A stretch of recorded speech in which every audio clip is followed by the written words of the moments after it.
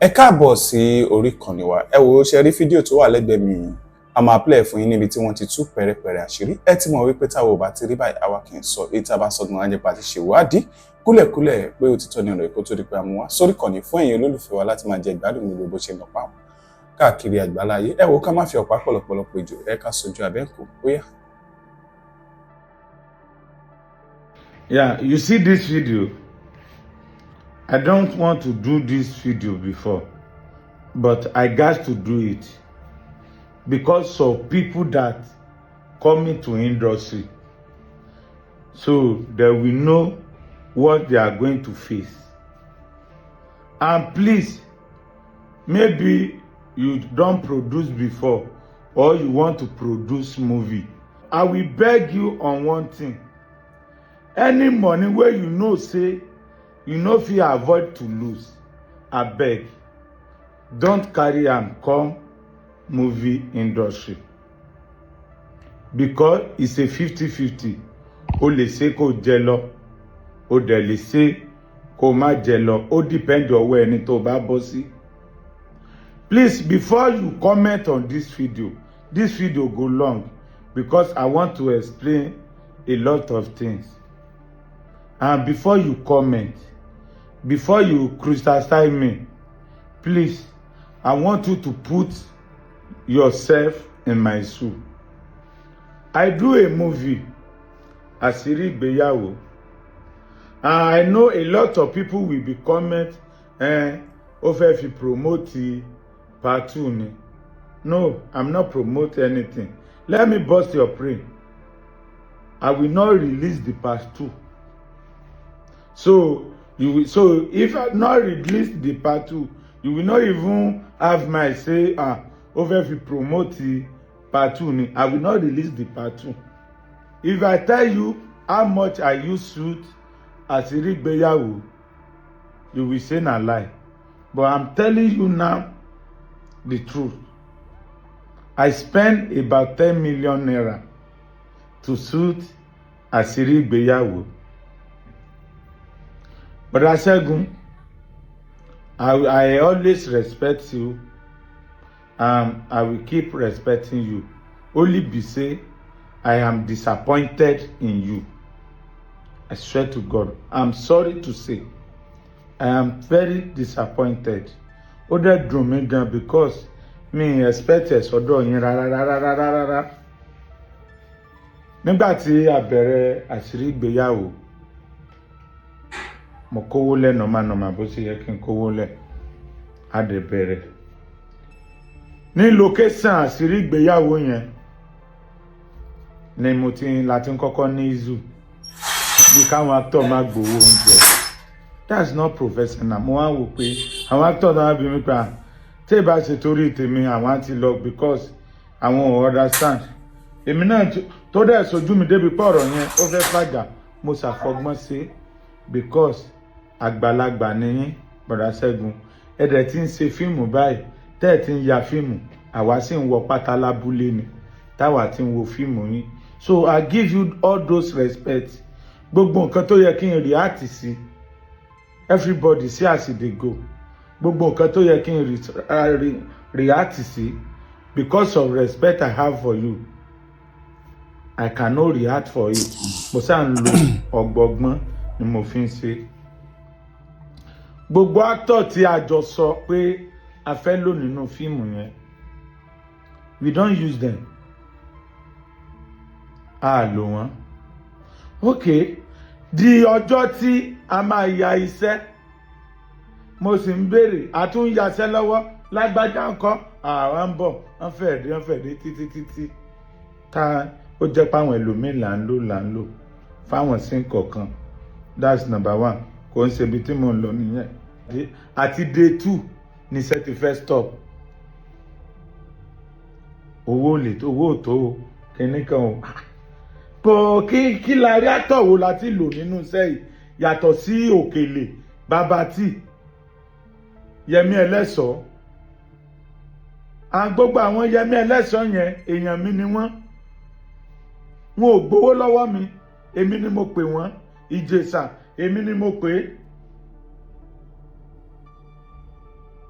bàbá aládìyẹ lẹ́yìn owó mọ́tò àwọn yẹn tí mo sọ́ọ̀tì Yẹmí Ọlásọ̀gùn ò gbowó mọ́tò lọ́wọ́ mi lẹ́yìn pé mo kàn sanwó hòtẹ́ẹ̀lì wọn tán sùn mo sá débi wípé iṣẹ́ yẹn fẹ́ stop wọ́n wá ṣẹ̀ṣẹ̀ ń béèrè owó sí i wọ́n wá ṣẹ̀ṣẹ̀ ń sanwó sí i débi pé owó yẹn wá jẹ́ 7.8 million tó jẹ́ tó bọ́ sí tó jẹ́ pé àwa fẹ́ bí a ṣe wà ní location everybody ló understand the same bẹ́ẹ̀ là ń béèrè editor even manager mi ọ̀rọ̀ ẹ̀ fẹ́ di àṣejù débi pé ọ̀rọ̀ yẹn fẹ́ dìjà pé where is editor day 3 editor never dey location mo dẹ̀ sọ fún yín pé mo fẹ́ tètè release iṣẹ́ day 3 editor ti dé location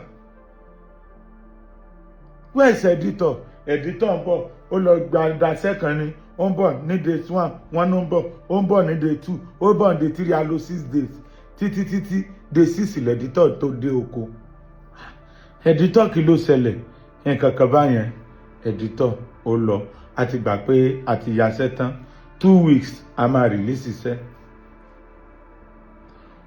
ó kù ọ̀la ọ̀sẹ̀ kan mo sáà ní kí manager gba nọ́mbà editor yẹn manager gba nọ́mbà editor ó wá ń pe editor yẹn èmi náà mo gba nọ́mbà ẹ̀ lọ́wọ́ manager mo ń pè editor kí ló ń ṣẹlẹ̀ báwo ni iṣẹ́ ó ní iṣẹ́ ń lọ iṣẹ́ ń lọ títí ó wá kù ọ̀la mo á sọ fún pé mo ń bọ̀ wá sábẹ́kúta lọ́la mo fẹ́ wá fojú mi rí iṣẹ́ yẹn màá lè mọ déètì tá a fẹ́ chúùsì láti rìlíìsì iṣẹ́ ibẹ̀ yẹn lẹ́dítọ̀ ṣẹ̀ṣẹ̀ ti jẹ́wọ́ fún mi pé òun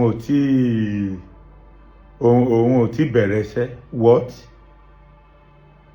o tí bẹ̀rẹ̀ iṣẹ́ how kí ló ṣẹlẹ̀ ló bá ní pé kò tí side drive lọ́wọ́ òun pé kódà òun pe bọ̀dá Ṣẹ́gun láti bíi 4 days gbé kọ́ òun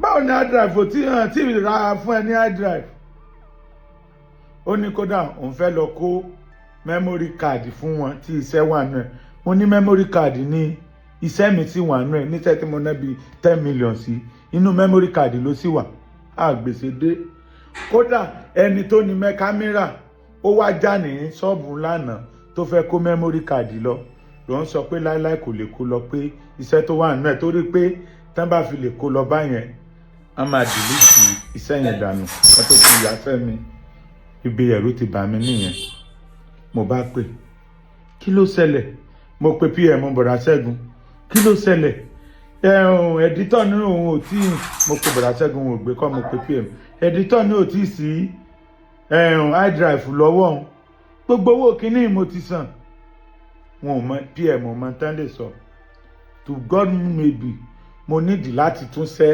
di another 250,000 fún editor láti ra hard drive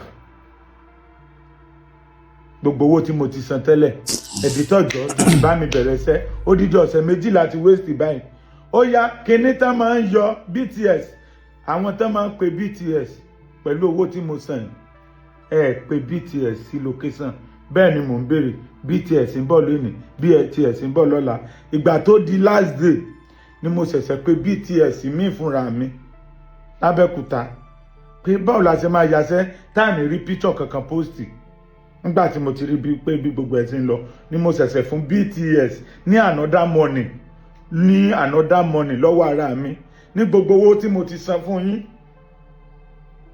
editor jọ gbà mí báwo ló ṣe fẹ́ ṣe jọmọ́ báyé mi jẹ́ báwo ló ṣe lè sáré bá mi ẹ̀dítì iṣẹ́ ìṣàtúà àti waste ọ̀sẹ̀ méjì editor náà ò lè ẹ̀dítì iṣẹ́ kí ló ṣẹlẹ̀ ó lóun ò tí ì gbowó wọ́n è fún ẹ ní owó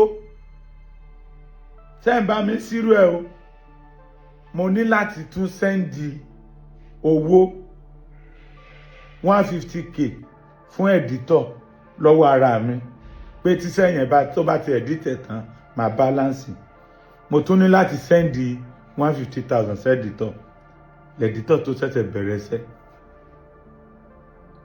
gbogbo location tá a ti bẹ̀rẹ̀ tó jẹ́ wípé ó yẹ kí ẹ̀dítọ̀ wà ní location bá ń ṣe ń ya iṣẹ́ kó máa ẹ̀dítì kó lè fún wa ní clip tá a tẹ̀ kọ́kọ́ máa post láti fi polówó.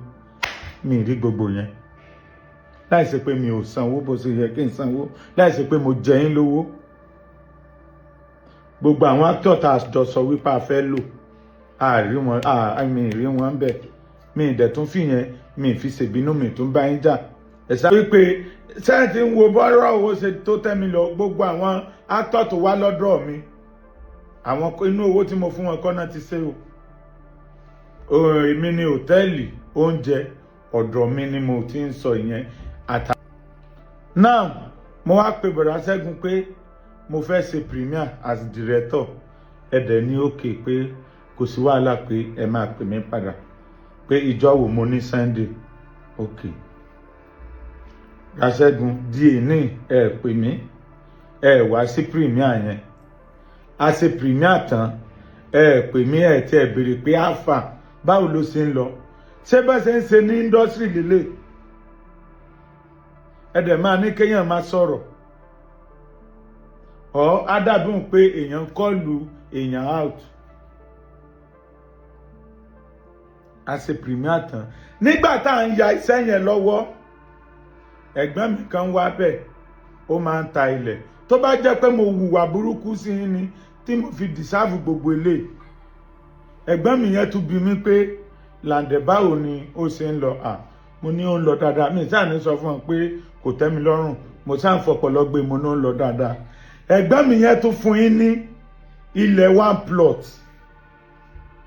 Nígbà tó di ọ̀sẹ̀ kejì tí a parí iṣẹ́, pẹ̀lú bí gbogbo rògbòdìyàn tún ṣe ń ṣẹlẹ̀, lẹ́tún ṣe send message voice note sí mi pé lande bá mi dúpẹ́ lọ́wọ́ ẹ̀gbọ́n ẹ̀ yẹn o. Wọ́n ti lọ fún mi nílẹ̀ yẹn, wọ́n ti fi hàn mí, wọ́n dẹ̀ ti fún mi ní receipt lórí iṣẹ́ àṣírí ìgbéyàwó iná ni o. Wọ́n dẹ̀ ti fún mi receipt. Ẹ̀gbọ́n mi yẹn dẹ̀ fún mi nílẹ̀ 1 plot. Ẹ jọ̀ọ́ ṣé burúkú ni mo gbogbo nǹkan tí mò ń ṣe because I don't understand. Now a fẹ́ release iṣẹ́, màá pè yẹn ní gbẹ́kọ̀. Àwa fẹ́ release iṣẹ́, mo pe PM pé ó náwọn capsule tó máa kọ tí wọ́n máa kọ gbogbo orúkọ àwọn crew. Mi sáàdá àwọn crew mọ̀, ẹ̀yin ni mo ní kẹ́ ẹ̀ handle gbogbo ẹ̀yin lẹ morúkọ crew.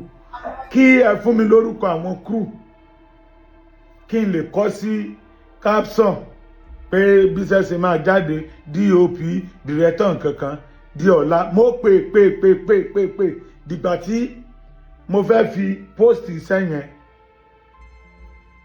PM ò rí orúkọ àwọn crew provide fún mi di bí mo ṣe ń sọ yìí. Díjọ́ tí fíìmù máa jáde, ìpolówó tí àwọn èèyàn tán fi máa ń polówó pé fíìmù tiẹ̀ ń bọ̀ lọ́nà ni editor tí ì rí yọ fún mi. Kí ló fà á? Ó ní ó ti bọ́ sí rush. Ọ̀nà ó ti bọ́ sí rush. Ẹ wá fíìmù yẹn wá jáde tán, ó tún wá jáde yàtọ̀ sí Òkèlè àti Babati àti Jésà. Kẹ́mọ́ lè bá mi bọ̀dá Ṣẹ́gun fúnra yín tẹ̀ dírẹ́tì fíìmù yẹn. Mo wá ń wò pé kí ni mo ṣe fún bọ̀dá yìí, kí ni mo ṣe fún yín? Ṣé mo sẹ̀yìn náà? No just understand. Tí n bá sẹ̀yìn gan kò yẹ kó le tó yẹn, ẹ tẹ̀ máa pè mí. Ẹ níbi kan tẹ́ dúró dé, I don't understand. Gbogbo àwọn actor tẹ́ kùlò lọ́dọ̀ yín pátápátá àti crew from A to Z, kò sí ẹnì kankan tó fi iṣẹ́ yẹn sí story lásán débi pé máa post ẹ̀ níṣẹ́ tó jẹ́ wípé mo san owó fún. Àwọn crew yín gan lásán ìrò bí wọ́n tiẹ̀ sọ̀rọ̀ pa àbá post ẹ̀. Tí n bá tiẹ̀ sẹ̀yìn àbí hàn kankan, business lélẹ̀ ẹ̀ tiẹ̀ máì pé adúrò owó tí bọ̀bọ̀ iná 7 million sọmọdé owó ni.